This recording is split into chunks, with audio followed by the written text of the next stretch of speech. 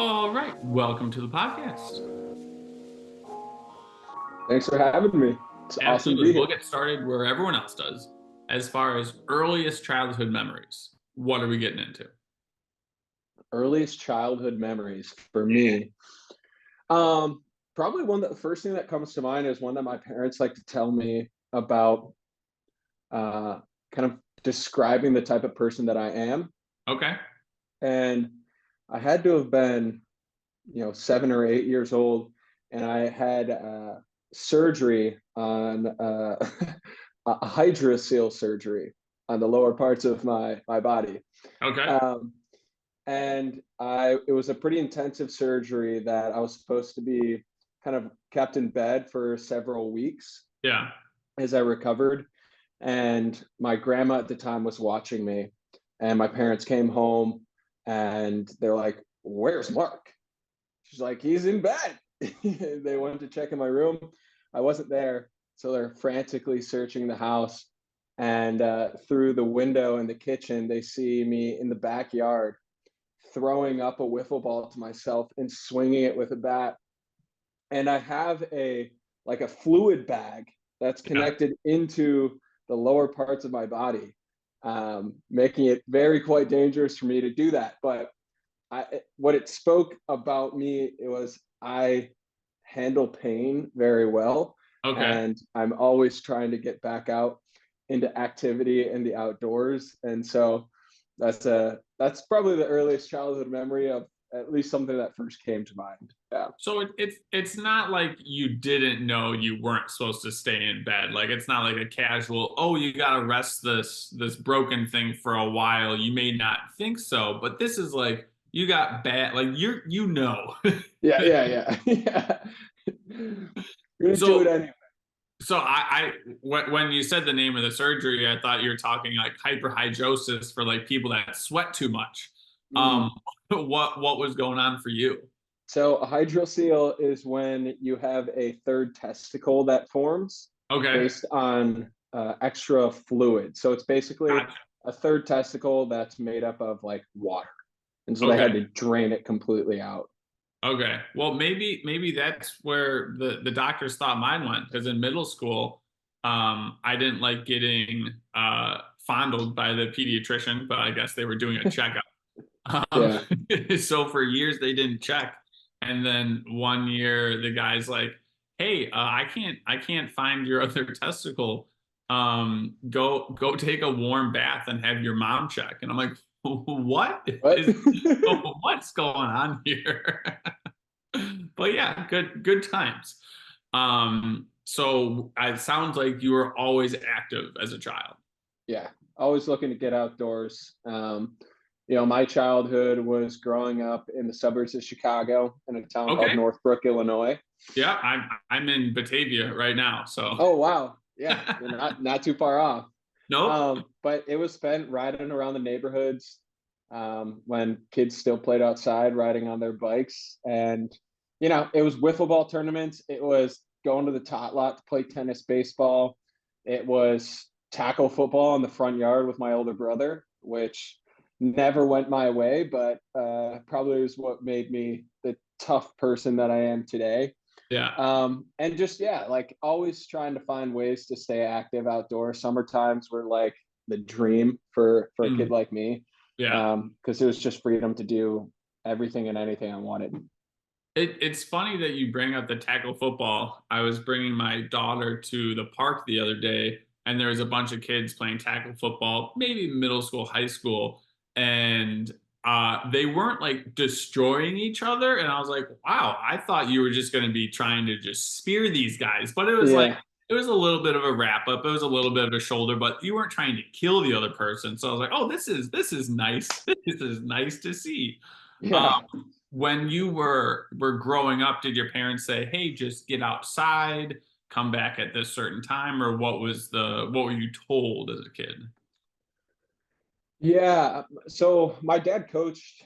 So I'm one of four. I have an older brother, an older sister, and then a sister who's a year younger than me. We Okay. all played sports growing up. My dad coached us in everything. And both my parents were just super supportive. and like encouraging us to be active Yeah. and try anything and everything. I remember like playing tennis as a kid, and I had no business playing tennis, but my parents encouraged it, right? They supported that. But it really was like, yeah, you go out, hang out with your friends, got to wear a helmet if you're going to ride your bike around. Um, and then it was just come back whenever the day was done. They Yeah. didn't tend to worry too much because when you're a kid kind of riding around the neighborhood with a pack of 20 kids, it's Right. pretty easy to spot that group as you're driving around town. So we never went too far out, but yeah, they were super supportive and encouraging to get out, play with friends, be active, get involved. Mhm. Never once was it like not to try something. Right. So, was academics a thing for us in elementary or middle school, or was it just hanging out with kids? Did we like any certain subjects?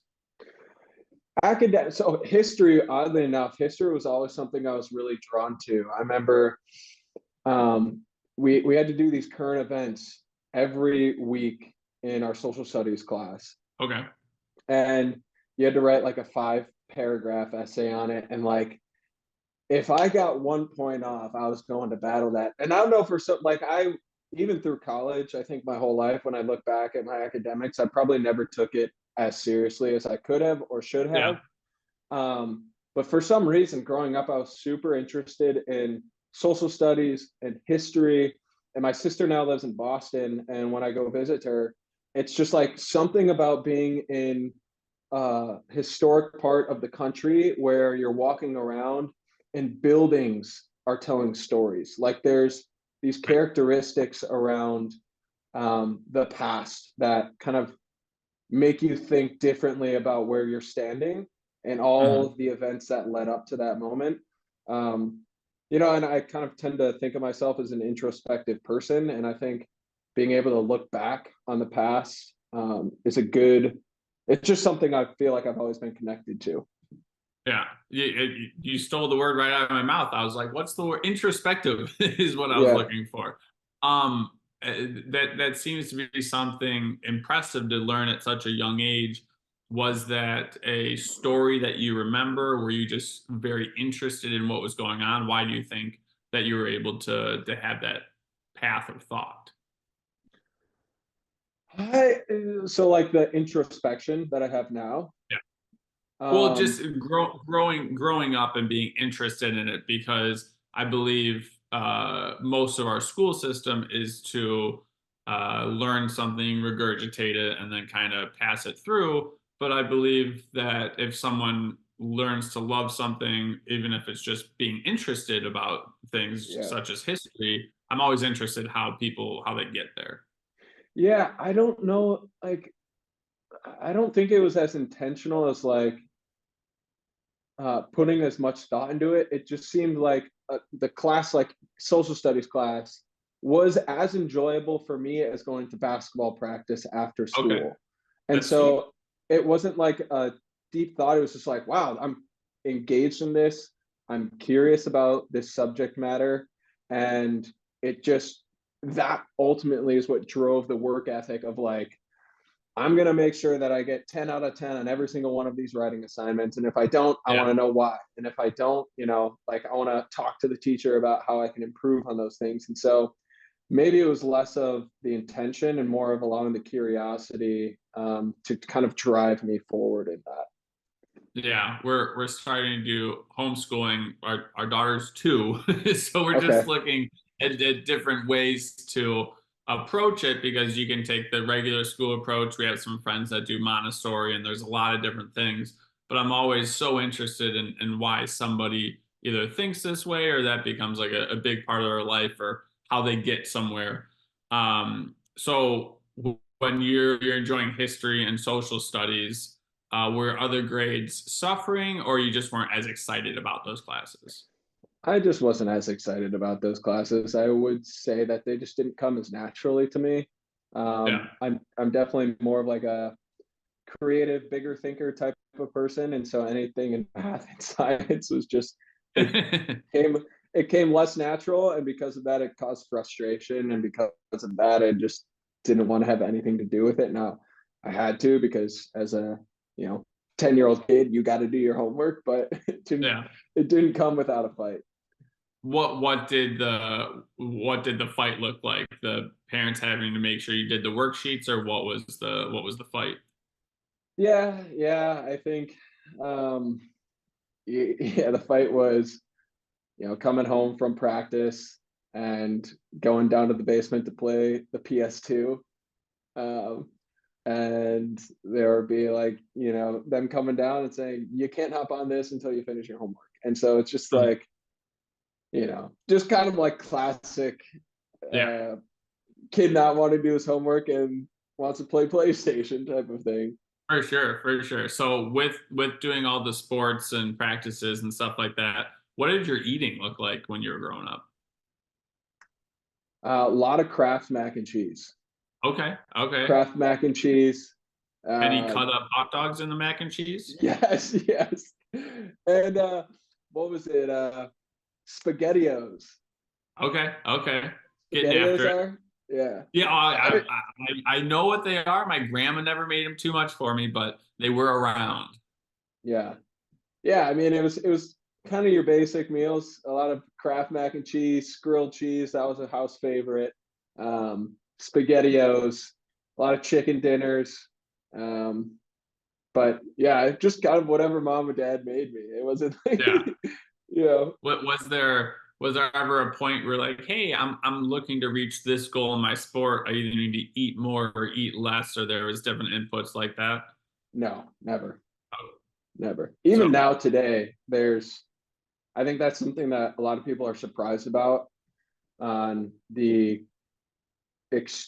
yeah, I guess extreme running that I'm doing, and people ask me like, how the heck are you fueling your body for running hundreds of miles a week type of thing. yeah, um, and I wish that I had a sheet printed out for people to say like, here's every calorie that I had, here's like all of the nutrients, the vitamins, the protein I had, down to like the specific calorie. But it's to me, I try and eat as best as I can, but at a yeah, certain point, I feel like when I'm thinking too much about what I'm eating, the stress that that creates of am I hitting this number or not takes away the joy from the endeavor that I'm going on. And right, what I've learned through running and doing long distance events is like, if I can have a clear mind, a peaceful mind, and a joyful mind, then that is the most important thing, and the rest will follow suit. yeah. Looking at the time because I got to make sure to clip that for sure. Yeah. Um, but would you say like you mentioned, you have a fairly healthy relationship with eating? You would say. I would say so. I was thinking about this. A friend of mine, Austin Yoakum, he's a strength coach that I go to, and we talk about this on and off on how food is so addictive. And I definitely have like a sugar addiction. Like I definitely, if I'm out on a run, like I just will crave a Milky Way, and I will Okay. I'll stop at the next gas station and grab a Milky Way. And it has dawned on me through running how addictive food is, and how I'm in a spot where, because I've been active my whole life, and because that's not the thing that totally consumes, like eating a Milky Way isn't the thing that totally consumes my diet, Yeah. that I can get away with it. But Hmm. take somebody who doesn't have activity in their life, and they're Yeah. also dealing with this food addiction.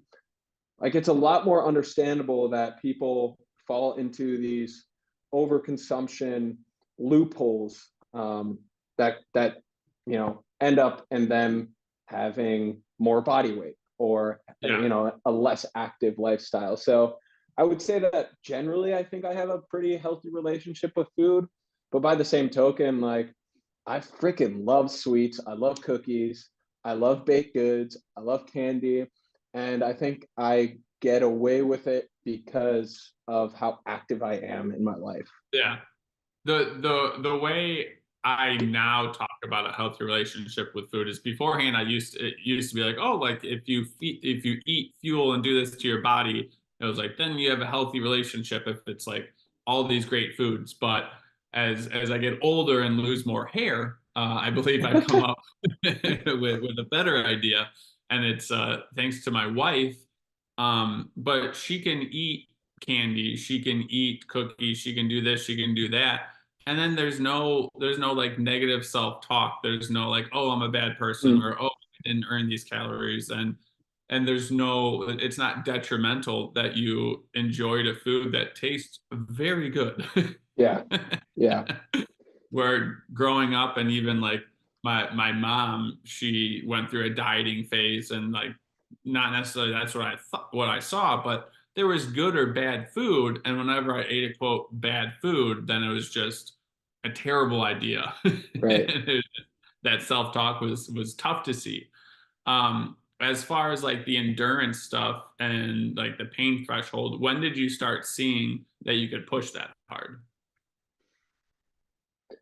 I think the first run that I ever did that went beyond kind of what I so I actually talked about this today of how I have this belief about myself that I can do challenges that have never been done before, or do things in ways that no runner has ever done before. And that belief has always been there from the beginning of my running journey. And the first instance where it was like, I have this belief about myself, nobody else thinks that I can do it, but I believe I can do it. And now it's time for me to kind of show that through action, was a run I did in 2020 where it was a 160-mile run from Duluth, Minnesota down to St. Paul. And the goal was to complete it in 48 hours or less. The reason we did that run was because we started a nonprofit for a friend of mine. His mom had just passed away from pancreatic cancer. Okay. And so we wanted to launch a nonprofit and have like a good foundation of financial support to kind of launch this 501c3 nonprofit called Love Like Glory Legacy. And so that was the run that we did. But before that run, I had never done more than a 50-mile run. And so I had no business putting this audacious goal on the calendar and then sharing it on social media, because that's like, I don't know, it was more than double the amount that I'd ever done in a single time. And then I was putting this time cap on it of doing it in less than 48 hours. And so I think that was the first time where I put out an audacious goal, and then I proved to myself that I could do it. And man, there's so many times along that run where I was like, what did I get myself into? Like, I don't know if I can finish this. And that self-doubt was glaring. But I just, kept putting one foot in front of the other. And we ended up finishing that run in 42 hours, raising $10,000 for our nonprofit. And it was an incredible experience. And it was probably the first and only time where I was really in shock about an activity that I had just done. Lot of numbers to go over there. Yeah.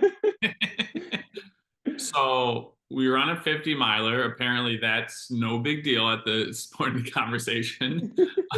um, and we pick. You said it was 160 or 180. It was 160. Okay, so 160.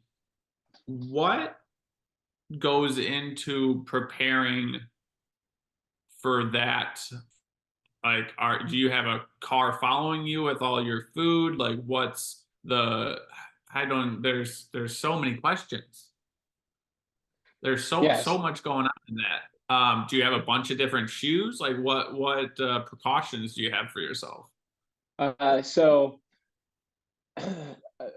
I was young and I thought, we can just kind of bully our way through this, right? So I knew I wanted to do the run. Didn't know exactly how it would be brought to life, but I knew. I think at the time, um, Ricky Gates. Are you familiar with Ricky Gates? I am not. If maybe does he do a bunch of different the Western states and stuff like that, or He has. So if you look, Ricky Gates, there's a beautiful YouTube documentary of him running across the United States, and okay, he wanted to do it in a way where, like, traditionally when you see people run across the United States now, they have these huge sponsors and they have this big bus or van following them and right, like a ton of support. And the physical feat is one aspect to it, but the financial and like team support is like the thing that ultimately will block a lot of people from being able to do it. And so what Gates wanted to do was he wanted to bridge that gap. And so what he did was he did it solo and he pulled everything in a stroller. He did it in 5 months, and he set a budget of $5,000. So he gave himself $1,000 a month to complete it in 5 months. And like this story is beautiful, it's epic, and it just like shows the rawness of him sleeping on the side of the highway or yeah. sleeping out in the rain or just relying on people to bring him in for a night to have a warm meal. And so that inspired me to say, hey, if this guy can run across the United States with nothing but a stroller, I can run 160 miles with nothing but a stroller. Why Like, not? why not? It makes sense. I guess that's just how my brain works. Um, and so I had emailed out a bunch of close friends and said, hey, I'm fully prepared to do this with nothing but a stroller. Would love your support. But if you can't make it, no big deal. I had two people reach back out, said they would love to be a part of it. And we ended up getting a van that the company I worked for at the time provided. And so I, two people, a van that was kind of following me along Yeah. mile by mile in order to get it done. Did it in one pair of shoes. It was really bootstrapped, and there wasn't like a ton of thought into it because I figured at the time if I put too much thought into it, it would get too overwhelming Right. Just and go. this just go. If I fail, I fail. But Yeah. at that time, I had no business, like I said, even putting a goal like that out there. And so I figured, just send it, just go for it, and we'll figure it out along the way. And that's exactly what happened. Like every step of the way, we figured it out and What got better as the time went on. what was the most comically tragic thing that happened on that run that you're just like, okay, here we go. We're still going. Well, I mean, the very first moment of the run, I don't know why I did this, but I thought it would be cool to start at midnight. For some reason, there's this magnificent drawbridge. It's iconic in Duluth, and I just had this vision in my head. All right, we're going to start at midnight from the drawbridge in Duluth, and it hits midnight, and immediately the bells start going off at the drawbridge, and the largest ship in the harbor was pulling out. So we didn't start until 15 minutes after midnight because this Oh, you had ship, to cross it. we had to cross it. And so right off the bat, it was just like, what are we doing? What are we doing? Um, but when it really got tough, this was halfway through. So the first 80 miles are on a paved trail. And then for the next 30 miles after that, it goes along a county highway. Mhm. And that's when it really started to get tough. That's when we had to come back together and just kind of readjust the goals.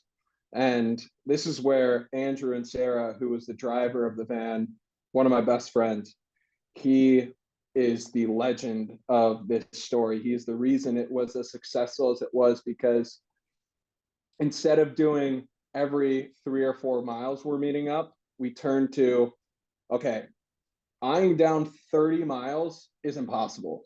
Because at the time, the van was protecting me down this highway by sitting behind me. And so it was just eyeing down 30 miles. Yeah. We had to throw that out the window. And so what we decided to do was they would drive the van a mile ahead. I would run to it.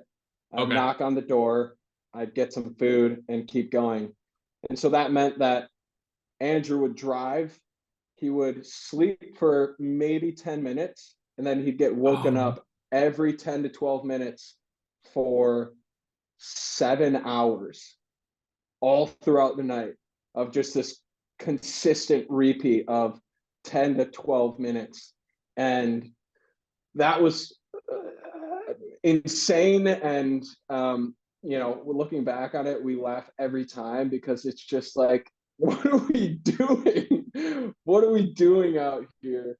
But that was probably the, the most, comical aspect, where we just were like, all right, we're going to do 1 mile repeats for 30 miles and get this portion of the run done with. yeah. So at any of these races or runs or long distance things that you do you ever have like a specific injury or mobility issue that you're like, oh, if this keeps getting worse, like I'm gonna have a big problem here? Like, does any of that creep up on you? Um, nothing has really nothing has really come up where I'm like, oh crap, I might not be able to finish this. But during that run specifically, my ankle was just blowing up. I think just because I wasn't used to that amount of like consistent load. And my ankle was just blowing up on me. Um, and very similarly to a previous challenge that I did before that, I just kind of put it in my mind that my body will adapt to what my mind tells it to do. And so I just kept moving forward under the, assumption that if I keep moving on it, it's going to heal. If I keep moving on it, it's going to heal, because I'm not stopping. And so either my body is going to totally give out and I'm not going to be able to keep moving because, my ankle breaks, or it just gets so swollen I can't move on it. But, mentally, I was just telling myself, you're going to keep going. And so your body's either going to give out completely or it's going to adapt to the situation that it's in. And it did. And it did exactly that. All right, all right.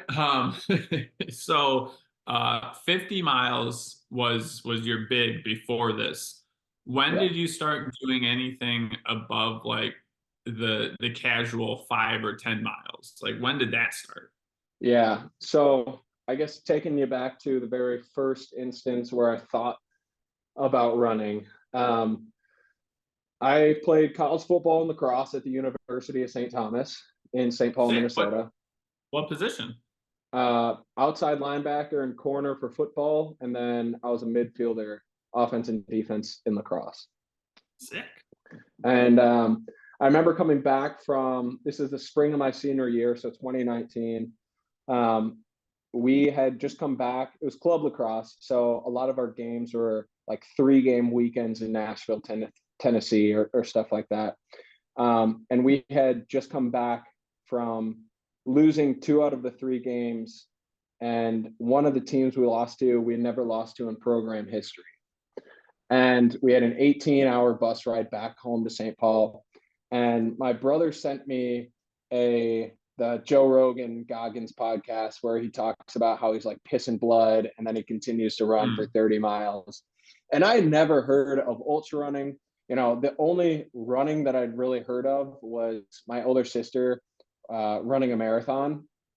Yeah. But that's to the extent of what I knew in the running world. And I'm sitting in the back of the bus and I'm just like having like these cringe reactions of like imagining myself pissing blood and then running 30 more miles. Like, to me, that was just mind blowing. Yeah. And I think it hit me at the right time because, we were just coming back from losing 2 games, and, I was making all these excuses and feeling sorry for myself. And this guy was showing the exact opposite mindset of like, you don't feel sorry Hmm. for yourself. and so I started getting into running there. And after I graduated, I had kind of like felt something in running where I was like, okay, I'm done with sport, but I'm going to need to find a way to keep myself active. And I signed up for my first marathon that fall. And then it turned into a marathon that turned into, a 50K and a 50 miler, and then calendar club in April of 2020, and then this 160-mile run. So it just kind of like, you know, it just one thing led to another. It was like, okay, if I can do this, then I can Yeah. try this. If I can, I just prove to myself I can do this. What else can I do? Those are incredible feats, and you would think that it was like, oh yeah, in middle school I ran track and cross country, and then this and this, but college football and lacrosse is nothing to shake a stick at. How did you? Um, I mean, you got to be pretty good to be playing in college. What would you say got you to that level? I think some good guidance from my parents and family. I think when I was in high school, so I was a three-sport athlete in high school, and basketball was the additional sport that I played. And Okay.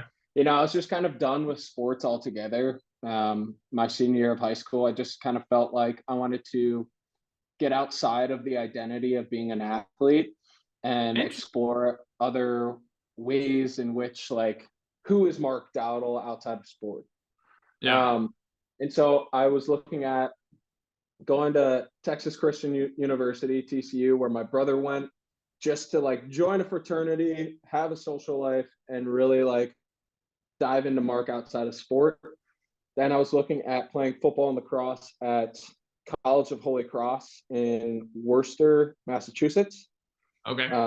And that was like D1 football, D1 lacrosse in an academic school that I had no business being in, but sports was going to help get me in there. And Okay. then this middle ground was St. Thomas, where it was like D3 football, club lacrosse, a good academic school. And it looked like I could have a mix of like social life and academic life and athletic life. Right. And I just, after reflection and talking with my parents and a cousin of mine that was on the football team at St. Thomas, it just seemed like the best of both worlds, and Hmm. that's kind of what led me to do that. So, did you start partying more in your senior year of high school, and you're like, "Hey, like I kind of enjoy this," or what was the like, "Hey, I kind of want to back off or figure out who I am outside of sports." Where'd that come from? Yeah, so it really came down to, I think, the relationship I have with my dad. Okay. My dad he's super proud of me, and I love him. Not just for that reason, but in many other ways. But I was always introduced to people as, meet my son Mark. He's a three-sport athlete. It was Yeah. always this like, maybe he was doing it intentionally or not at all, but like I was seeing my value as, you should talk to my son because he plays three sports, not, Yeah. these other aspects of like, he's a great kid because of X, Y, and Z. Get to know him type of thing. It was Yeah. three-sport athlete equals valuable. And Mhm. so I just kind of wanted to discover who I was outside of that identity. Yeah. How Yeah. did that search go through college? Do you feel like there was still a lot of specific searching going, or you started more just being like, hey, I'm enjoying this path? Yeah, I think there was a lot of ignoring uh, some of those deeper questions. I definitely got deep into the party scene. I got in trouble a few times with campus police on like, getting caught drinking, or, there was instance of getting caught with weed. And I got kicked off the football team my freshman year. And, I after a few times of like getting in trouble, the first few times were like, well, everybody else is doing it. why am Yeah. I the one getting in trouble? And kind of pointing those fingers elsewhere. And then that, that last time, that third time of getting in trouble, I finally had the realization of like, okay, maybe it is not just like happening to me. Maybe it's something that I am letting get out of control. And I remember at the time, our athletic, what was it? Our um, not athletic director, but our the athletic training team, our head Okay. athletic trainer. Yeah. He just he was in the know about the things that were going on with me, and he kind of nudged me to see our on-campus sports psychiatrist that would come in weekly and talk to Yeah. students that were either going through, you know, problems with their mental health or problems with alcohol and drug abuse or Yeah. problems with anything they wanted to talk about. And that is the kind of first instance where I took a step to say, hey, I don't fully feel like it's my fault, but at least there's a Right. part of me that feels like it does. And starting to work with her, she got me into journaling and got me into asking some of these bigger questions. And I mean, to this day, I got my journal right here. It's the one thing that has led me to discover the most about myself, because it's just that Yeah. time where I can self reflect and ask those questions and not Mm. feel like I need the answers to them, but it at least, allows that path to discovery. So I think, Mm. yeah, just like in college, getting getting into the party scene and it just not working out for me and trying to Yeah. find other ways of like, okay, what's going on here? Hmm. I feel like there's a study skills class in like high school or college. It'd be really nice if there was like a reflection or like a mental Mm, health, like rather than just learning like not the psychology class, like why people are this way, but it's like teaching you skills on how to handle these things. I right. think that'd be pretty nice. Yeah. Yeah. And honestly, I think just for me, looking back on what could I have, or what could have someone told me that might have like snapped me out of it sooner. And I don't like when the first thing that comes to mind when you say that is like, if there was a class, there would be the class that I would uh, say would be the most successful is just give every student in a classroom a journal and just tell them to write. And it's like there's Yeah. nothing you can tell somebody that gets them out of the hole. They have to figure that out for themselves. But I feel like we don't give ourselves enough time, especially college students. Right. Give give them enough time to like think about those things. And I think when you're forced to do it in a classroom setting where it's like you're going to spend the next 30 minutes writing, it could be about Yeah. anything you want, but just getting in that practice, I think over time you start to have those deeper conversations. Yeah, I like that a lot. I remember there was an accounting class and everyone was just like running through the motions and like they're like, "Oh, I wish there was accounting in school." And I think there was. Yeah. We didn't care. Yeah. Yeah. Yeah. So when you're kind of getting into running, are you already in the mindset of like, "Hey, I want to try this Goggins stuff," or I'm just looking to run a little bit? Like what's the mindset at that point? Yeah, the mindset at that point was I wanted to become the next David Goggins. And I quickly learned that that dude is an animal beyond human, and I absolutely don't want to be like him. But it did start this process of thinking about myself um, in life after school. People get asked like, "What do you want to do with your life?" Blah blah blah, and it's like I don't know. I have no clue.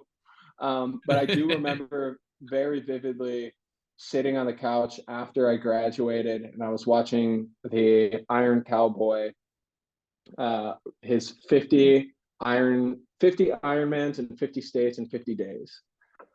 And I remember looking at that and just being like, holy crap. Like that is what I want to do with my life.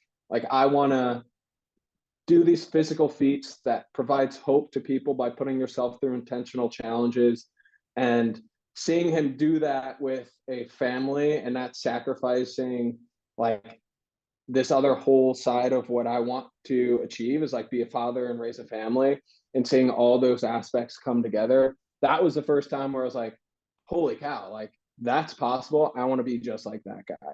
And so then it just started to shift more and more of like, okay, if that's what I want my life to look in 10 years, what can I start doing now to work towards that? And start, that's when I started setting bigger challenges for myself. Like, okay, uh, like what would James Lawrence do type of mindset? Okay. Like what would he do? And is that beyond what's possible for me now? Maybe, maybe not, but I'm gonna try and go after it anyway. Well, the worst part about all this is like when I first started looking at long distance and stuff like that, I am by no means long distance runner. Like today's CrossFit workout, it was 400 meters like for 18 minutes and some other stuff in between. I'm like, a mile. Yes, we're Yeah, going long distance here. yeah, But there is a gentleman where I forget what the show was called, but he had an ability to push his lactic threshold. Like the lactate just wasn't building up. He was able to flush it out. And I was like, oh, great. I'm not him. I yeah, don't need to be looking at these things. But the more and more I talk to people, it's like most anybody, even if you do have some serious problems, like you can, like you said, your body's going to adapt. And if you set a 10-year goal, what can't you do in 10 years? right. And obviously you have shown that you can do a lot in that time frame. But you said something about Goggins being an animal and you don't want to reach those levels. How were you comparing to him? Was it just a distance metric? Was it a mileage in a month? Like what metrics were you using to compare? Um, that's a good question. I think just internally trying to base the discipline aspect to it, like uh waking up at 4 in the morning to go out for a run, and like eating a very strict way, and like I love drinking beer. I love drinking beer. Like there's nothing better than grabbing a pint or a beer with a friend on a weekend, especially after doing a long run together. And that's just like not the Goggins way, right? Like Yeah. he doesn't have time for fun. He doesn't have time to grab a beer with a friend. And so just kind of like realizing that, oh, the that aspect of my life is actually fueling the running more, like being able to celebrate just like little moments in life were things that Yeah. brought joy to my life, and that contradicted the messaging or the mindset of someone like David Goggins. And so just kind of learning more through that and looking up to other runners. Like I still am a dedicated Rich Roll listener. And so I was pulling a lot of inspiration from his podcast and the people that he was having on. And like I said, like the Ricky Gates of the world, the Robbie Ballingers of the world, and just seeing that there was more than one way to live life in like this extreme adventure endurance world, and recognizing that I could make it whatever I wanted to make it. And just feeling like, the Goggins mindset was no longer adding value to my life in the way that I wanted it to. And so just kind Right. of tinkering with it here and there. So how have you been able to incorporate a life as well as endurance events? Yeah. So the challenge that I'm on right now is Calendar Club 365. It's running the number of miles equal to the day of the month every month for one full year. So today on the 4th of March, I'm running 4 miles, tomorrow 5 miles. And I've done that every day since May 1st. And I think up there, I've got 57 days left in this challenge. So I've been doing this challenge for a long time. And one of the ways in which I knew this was going to be challenging was because I wasn't putting my life on hold for it, right? Yeah. as of this Friday, I'll no longer have a full-time job because I I put in my 2 weeks. But my this challenge is going to be something that's super hard. No one's ever done before. But I was working a full-time job. I still had Christmas. I still had birthdays. I still had weddings. I'm a godfather now, and we had the baptism a month back. And so like I knew that I wasn't going to be able to completely put my life on hold. But it did mean that I had to get my priorities in order. Like, what were the things that were most important Right. to me?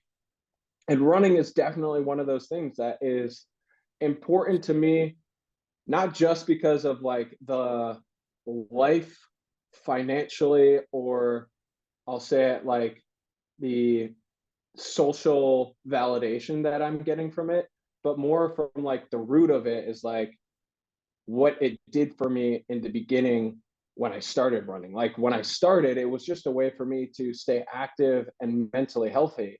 And like Yeah. that aspect is still very much there. But like how I'm able to have a life around that is everything else is centered around running and what I'm doing.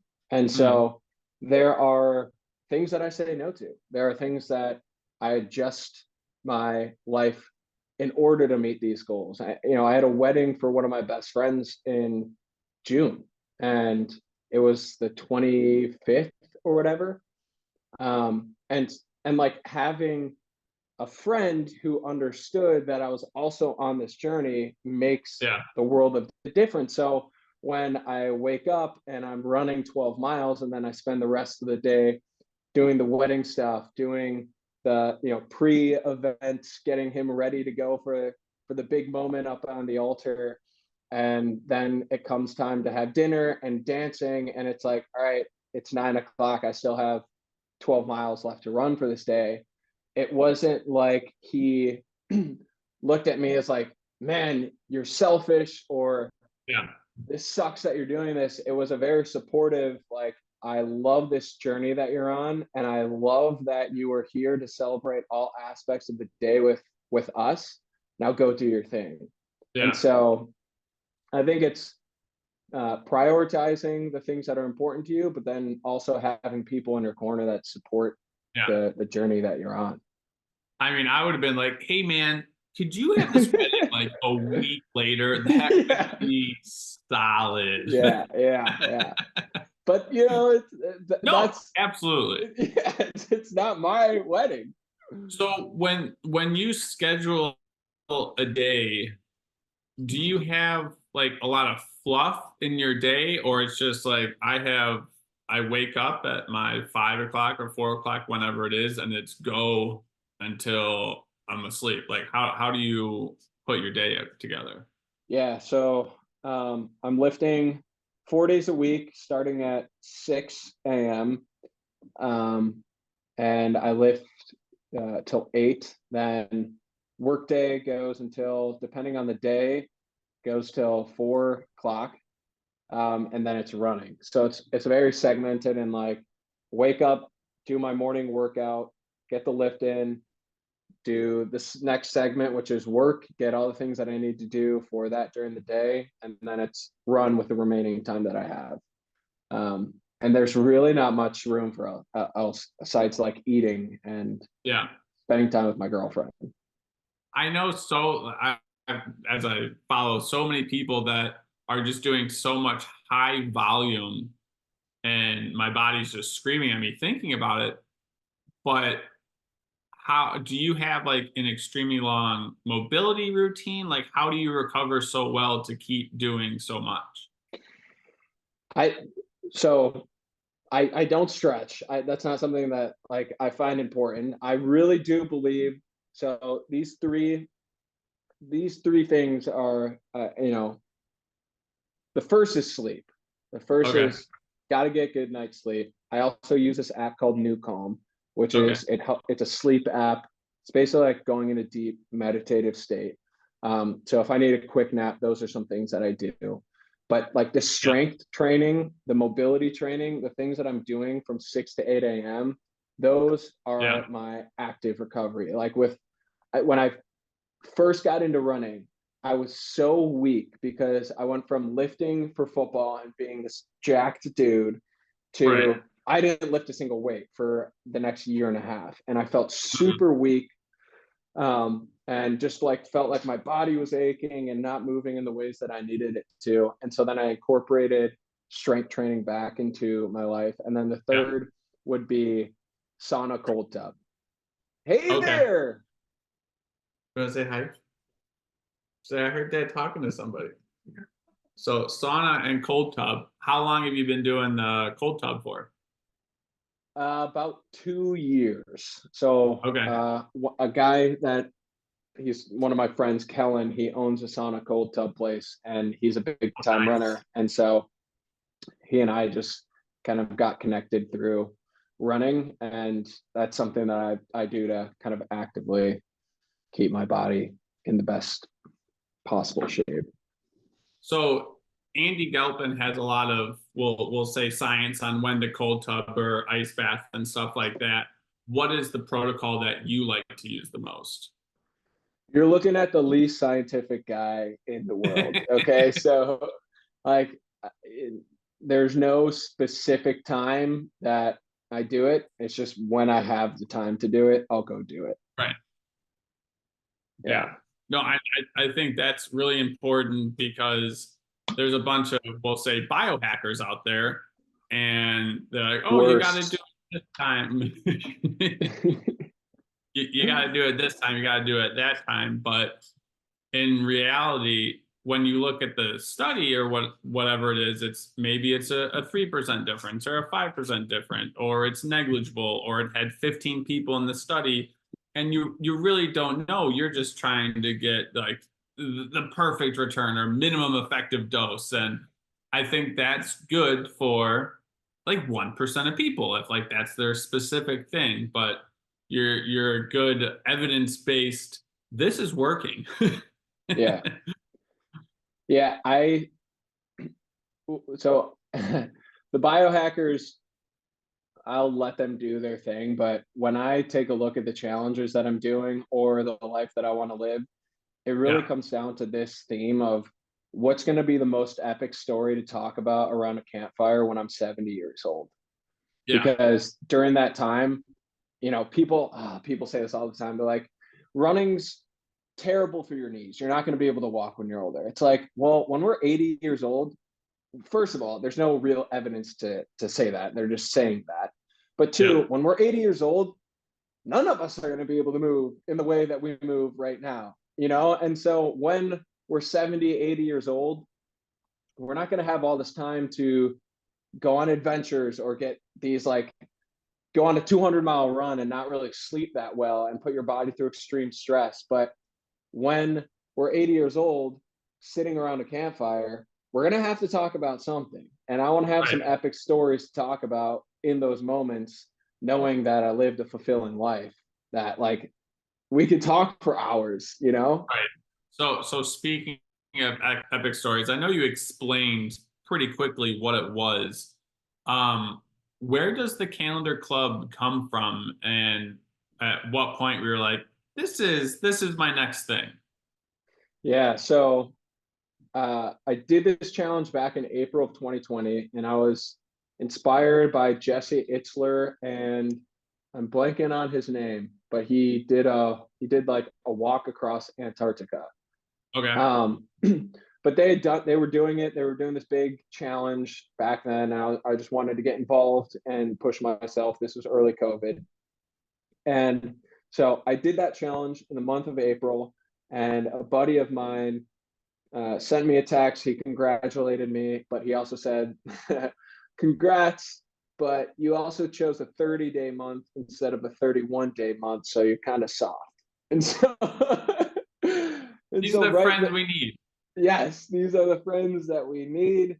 And so immediately my thought was like, okay, I'm gonna do June or July, like the very next month, which like May's the next month. I was gonna instantly go back to doing May.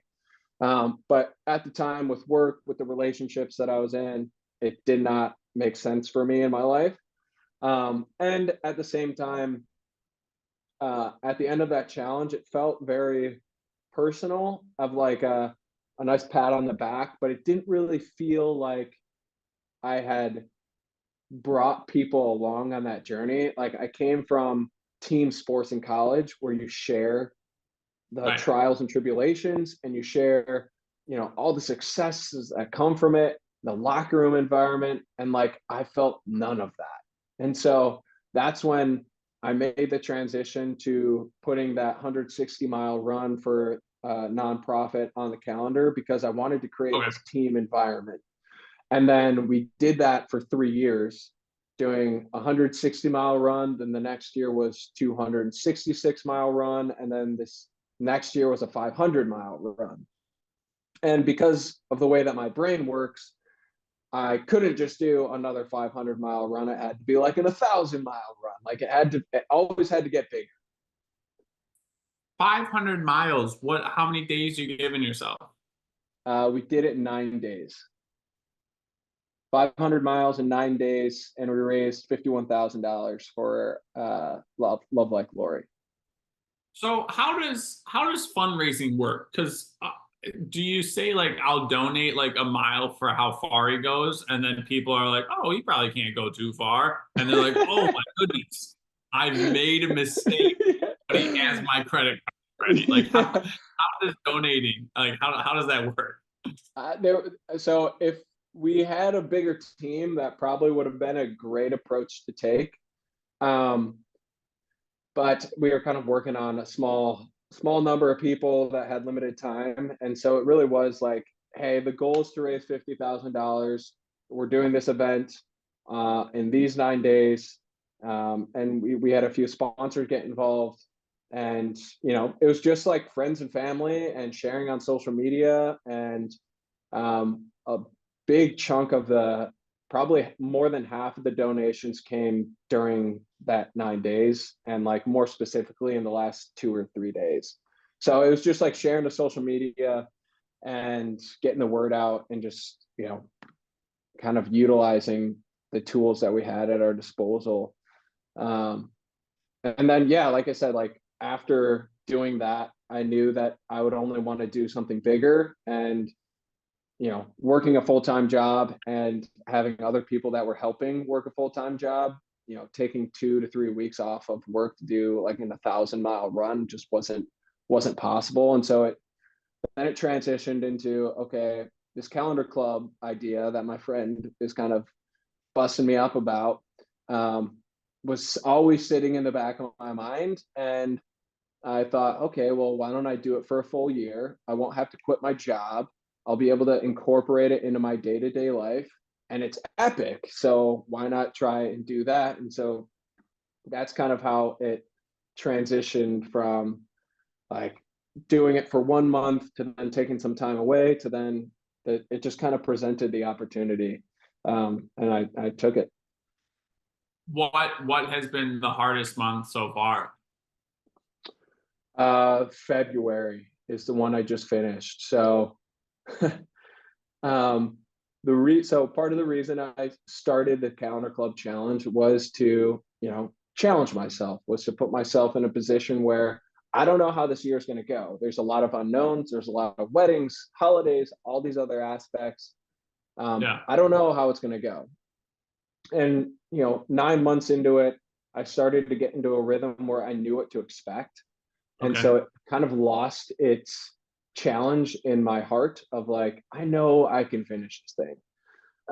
And I posted a video that riled up a ton of treadmill runners, apparently. But I basically, it was a cold day here in Minnesota. I had a ice beard. I kind of stuck my face in the snow, and I said, if you are not running outside on a day like this, then that treadmill is doing exactly what you intended it to do. It's making you cozy, comfortable, and basically you're soft for running on a treadmill in the winter.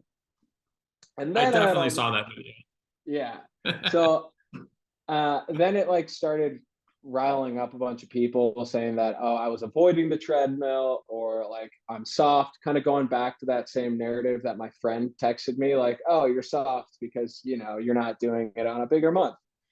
And so in February, I decided to run a full month of Calendar Club outside, which would be 435 miles, and also do a full month of Calendar Club on a treadmill, 435 miles. So I instead must of, have missed whatever that video was explaining that because I thought you were doing like half of it and then like you had to go to work and then finish the remainder at night. But my goodness. yeah, so it ended up being 874 miles in the month of February, which is equivalent to 33 marathons in distance. Whew. Yeah, so it got extremely challenging. The last 10 days of the month is where 56% of the miles were ran, were in the last 10 days. And those last few days, just because I couldn't, my sleep was starting to, the run was starting to eat into my sleep, and I'd be finished at like 1, 2, sometimes 3 in the morning, and trying to get up and start the day before noon was just getting so hard because it was like, oh, I'm eyeing down 56 miles today. I don't want to go run those right now. And every minute that I waited to get outside just ate into the evening hours. And so, yeah, my sleep was just getting kind of all jacked up. And yeah, that last day was the hardest day of my running life for sure. For sure. So I don't foresee that March and April are going to be much in comparison after a month like that. But that's exactly You're you're why I you're wanted to do you're it. going back. You're going back to just the casual calendar Just month. just going back to the casual. I use this word loosely because I know it means a lot, but like I have a little PTSD from the month of February. My Yeah. brain coming out of that, it's finally started to recognize we're back in the normal swing of things, but those first 3 days, I just kept thinking like, oh God, I got to go run on the treadmill, and my body would be like in shock, and then I reminded myself, it's okay. We're only doing normal Calendar Club. So who goaded you into getting on a treadmill? Like, was it one person in particular, or it was just like that like idea is like, oh, this would be interesting to do? More so that Okay. I think I used the fuel of people telling me as more of like the external, like you Right. you don't know me, you don't, but internally it was like, okay, this would be a unique way to push myself into doing something where I don't know how it's going to go. Like that's why I did this challenge to begin with, is I don't know what's going to happen. And if I just go through the motions of doing normal Calendar Club for the next 3 months, like I know what to expect. I've already done Right. that for 9 months, and I almost felt like this fear of getting to the end of the challenge, not feeling challenged by the challenge, Oh and no.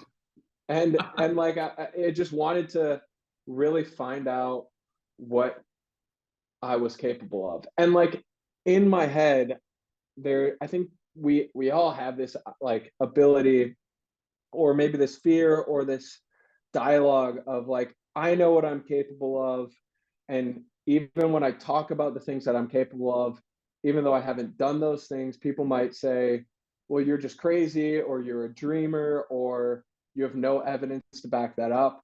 And like February was an opportunity for me to say, I'm doing Calendar Club the way it is now because that's what I have time for, but just know I'm capable of this.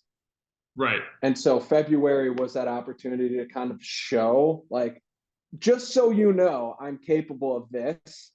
I'm doing this challenge. I'm doing regular Calendar Club, but just know I'm capable of this. Just gonna And kind lay of it on the bridging that table real gap. quick.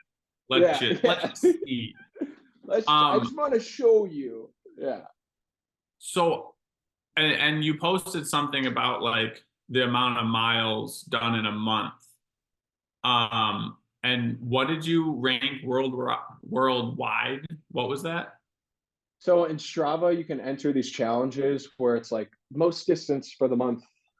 There's all these challenges that you can, and I ranked fifth. Now, the top four runners, very clearly, and it's like it's obvious throughout the board, manipulated their data where like the first person did 11,000 kilometers, which is 7,000 miles, which breaks down to like 200 272 marathons in the month of February, which is like, and like part of the ways that he did it was he tracked his runs, his bikes were tracked as runs, and like people did, and two other runners that were ahead of me tracked like running a marathon in an hour and 20 minutes. Like that's never been done before, Right. like, and so it's like, it good for you guys, I guess, like if that's Yeah. something you want to do. But yeah, that was kind of the call out to that. So does Strava, do they send plaques like YouTube does for hitting for Now, hitting those numbers? not that I know of. They might have badges, but I mean, that's just the Strava and like the rankings. That stuff doesn't really motivate me, and I don't really get a ton of like validation or like pleasure out of that.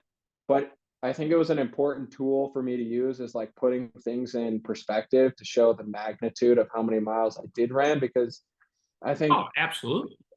people get lost in like they might just see me as this guy that runs a lot, and then lose the perspective of like, okay, how does that actually shape up against all the top runners in the world? And I just thought it was a useful tool to kind of show that. Yeah, you're more of like a, hey, I did this thing. Let's see how I rank up, and then more Yeah, people are like, oh, I wanna. This is gonna make me happy, kind of to yeah. hit I the mean, if rank. you have to manipulate and cheat your way to get number one, I don't know. Like that's what I'm saying. Like if no one's getting paid to be number Right. one, like that would be a different story. But it's really all just like pride thing, or just like a pat on the back. But I don't know if that's important to So some people. Good for so them. do you know anybody putting in more miles than you in that month? Like, do you know like, No, oh, so and so did this for a month? Like, who else is doing this? in the month of February, I can confidently say that I ran the most miles. In other months, which is like this is where sometimes I have to remind myself that I am not, my challenge isn't good or bad as it relates to other people, but like I'm running 500 miles a month. That ranks me in these challenges like 30, sometimes 20, but like, top 20 to 50 people in the world in these challenges. Andy Glaze is a great example where he's been running 100 plus miles a week for like 3 years. Sometimes he's running 200 miles a week. And so like he's consistently running more miles than I am every single month.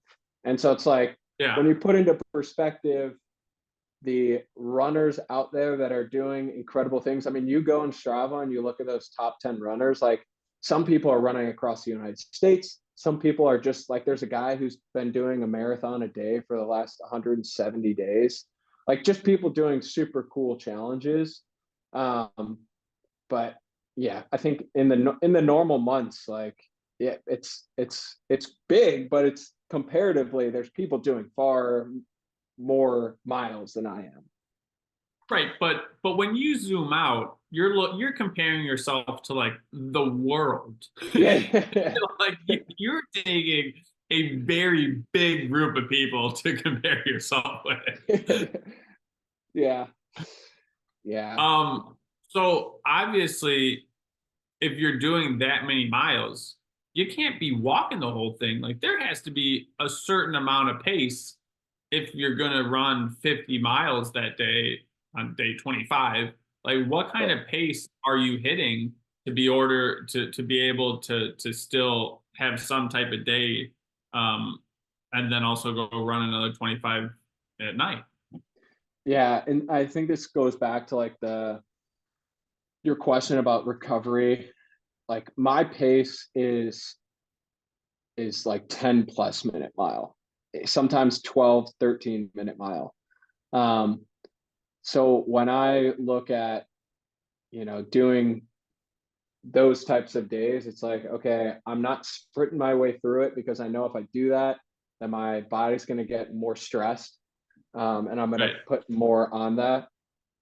But on the other side of things, it takes longer. A 30-mile run will take 6 hours, where that might take someone 4.5.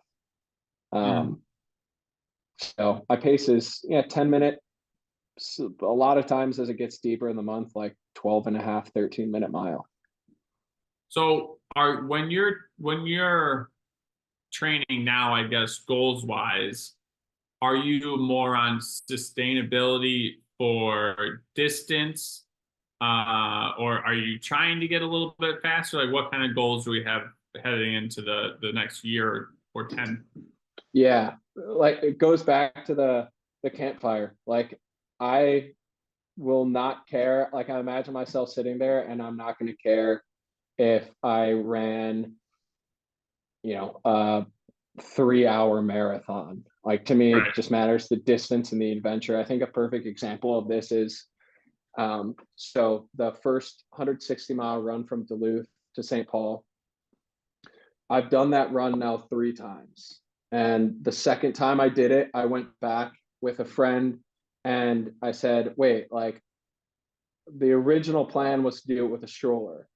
And I now like want to try and do that with a stroller. And so Kellen and I, ended up doing that stroller run 2 years ago. And then we did it again last year. And we're going to do it again this year. And like it's becoming more of an annual multi-day adventure run. Okay. And the thing that's like someone asked me, like, am I pushing to do it faster each time? Not at all. What is important to me in running, and specifically with that run, is every year that I do that running, I go into that run a different person.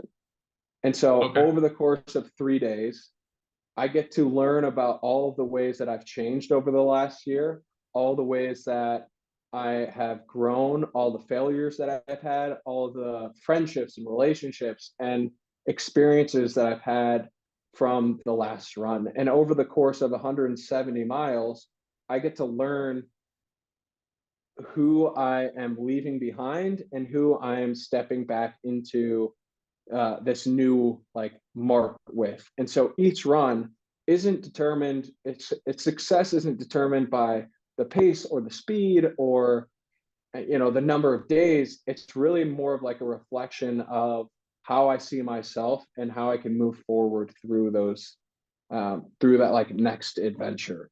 And so it's really just like a reflection. It's more of like, who am I type of run. And so that's how I approach running. And I think that's like what would fulfill that 80-year-old Mark around a campfire of like, we did that run. To me, it's like, let's say we do that run 10 times. To me, what's more fun talking around that campfire isn't like what the fastest time we did it in or Right. the most optimal way we did it in. It's like, remember when we did it that third year and we grabbed a beer at the brewery and then there was a bunch of bikers and we ended up having a cigarette for the next like 8 miles of that run because we got to hang out with these guys. Like those types of stories are what matter Right. to me. All right, class. So today we're going to do some introspection and reflection. We have from my buddy a quick 3-day run for 160 miles. Yep. Yeah, I think what you're saying resonates a lot as far as like the health part, because when else in your day are you talking to yourself and reflecting and spending time to figure out what the hell's going on? Yeah. I like that. I like that a lot. So we'll finish this up before I just have to stand up and run away because I'm getting motivated. Don't want those shenanigans. So the last two questions that everyone gets: what's your definition of health? Not necessarily the dictionary definition, but what is health to you? Mm. Health to me is peace of mind and joy. Um, when I can prioritize those two things, and I feel like everything else takes care of itself. What, like, if someone were to ask me to go run a marathon tomorrow, I want to be in a place where I can do that. So it, like health to me is like, yeah, peace of mind, joy, and to be able to do big audacious things at a moment's notice. And so lifting, making sure I'm in shape, making sure that I'm eating the foods that I need to support me going to do that. Like, that's what I see health as. I love that. And then what's something from your life that you think the listeners would be able to take away as a positive? Yeah, I think something that I lean on is a lot in the darker moments of these runs is shifting my perspective to, if this is the best that I'm going to feel over the next mile, day, week, month, whether it's in a run or it can just be a low moment that life creates for me that I'm in. It's like, if this is the best that I'm going to feel, then I better learn to enjoy the positive sides of this moment, because life's only going to throw worse things at me. And if this is like the worst thing in the world to me right now, then how much lower is it going to make me feel if something even worse comes along the way? And so just kind of shifting perspective into recognizing that this is an opportunity to change my perspective on how I feel and move through it one step at a time. Absolutely love it. Thanks so much for coming on the podcast. Thanks. I appreciate you having me. This is a lot of fun. Thank you, Alex. Absolutely.